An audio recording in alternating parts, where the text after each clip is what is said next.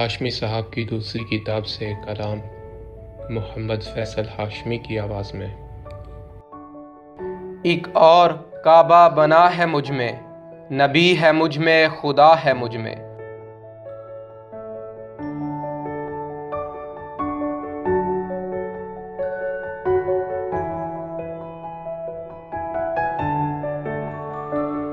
है कौन जो मुझ में बोलता है, ये किसके हू की सदा है मुझ में।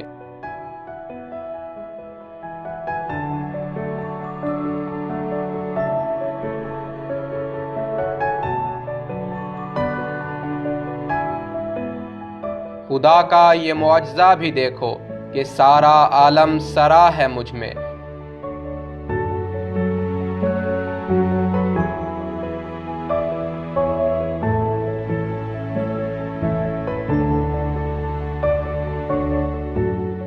मैं जी उठूंगा जो मर भी जाऊं, अता से उसकी बका है मुझ में।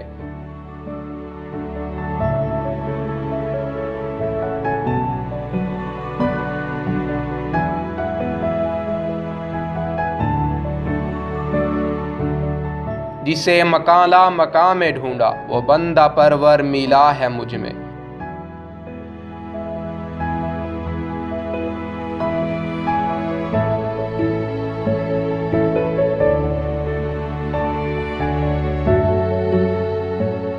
वो रूए रोशन छुपा के रामिज़, न जाने क्या ढूंढता है मुझ में।